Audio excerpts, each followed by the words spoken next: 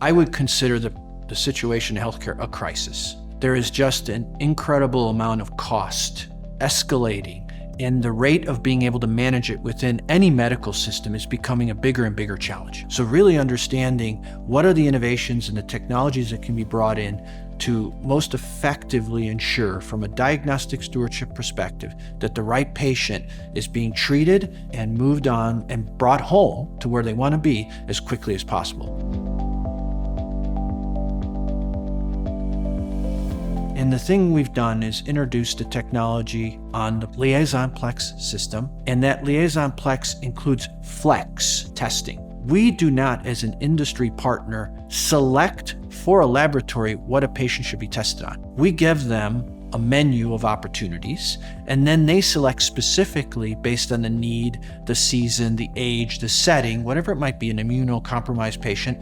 They're not locked into anything. We, in essence, are moving towards a personalized medicine approach that no other platform can do in the industry. Why would we give them 30 targets, 29 targets, whatever it might be, when they only need 7, right? Ultimately, 85% of those patients can be identified within those 7 targets. There's no need to pay for more. The opportunity that we have with flex testing is really ensuring that we optimize the cost and align it more with what's reimbursed so that it's fair and equitable for the system and for the patient.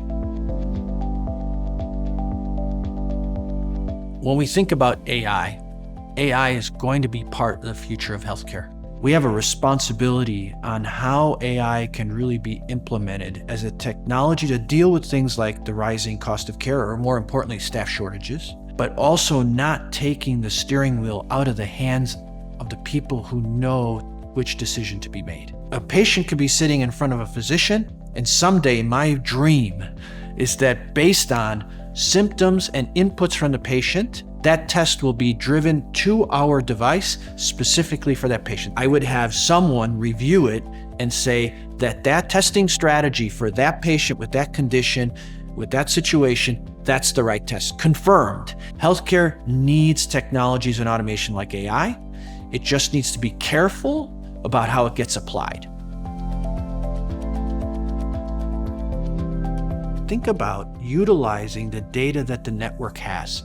Prevalence in another hospital system. If you think about some of these networks, they're multi-state. So they may have something that's popping up in one region that isn't in another region. Somebody has symptoms. They show up in front of you. They travel to a country. Do you have access to what happens to that country, and do we know what's prevalent in that country, and could that be affecting this patient? How does the doctor know that? How can the doctor know that in the few minutes that they're allowed to be with the patient?